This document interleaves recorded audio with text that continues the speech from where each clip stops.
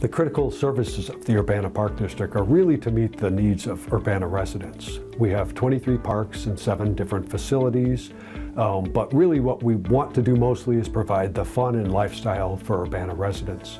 We have a variety of parks that are large signature parks such as Crystal Lake Park or Meadowbrook Park. And then we have smaller community parks like King Park and Blair Park, where we have a variety of facilities and activities that you can engage in. Not every park district in the state features natural areas, but we have some wonderful examples like Busey Woods, the prairies at Meadowbrook, and our restored wetlands at the Perkins Road Park site. We have a lot of different types of programs, things that we do at the Nature Center, all sorts of family environmental programs.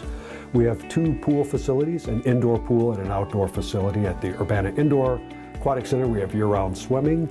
Obviously, we do learn to swim, swim teams, master swim, and then we facilitate all of the high school boys and girls swimming sports and their diving program. The Phillips Recreation Center is another facility. We do a lot of exercise and wellness type based programs, and we also have a brand new kitchen, so we're doing some brand new cooking programs. Again, things that we've heard the community tell us that they're interested in doing. And so we also offer a variety of outdoor programs, free things such as yoga in the park. So we do try to utilize the parks as well as the indoor facilities. I'm Tim Bartlett. I'm the Executive Director at the Urbana Park District. Our headquarters office is at Leal Park in the Greek Revival Cottage. It's called the Darius Phoebus Administrative Center, but most people just refer to it as the Cottage. The Urbana Park District was really formed out of the parks movement that started in about the 1880s to the 1920s. The Park District was actually established in 1907, and we're governed by 5 elected board members that are Urbana residents. In the early history of Urbana, there wasn't a park district or a form of park systems like we know today. Parks were privately held. In fact, Crystal Lake Park, our first park, was called Union Park and was a private park.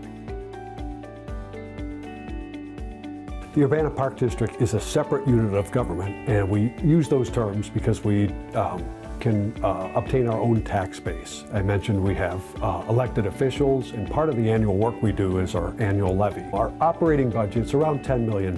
That's the money that we actually have that we can spend on programs and parks and the services that we provide. Probably about half of that amount of money supports our staffing, generally staffing cost, because everything we do is very person-to-person intensive, is the largest part of that.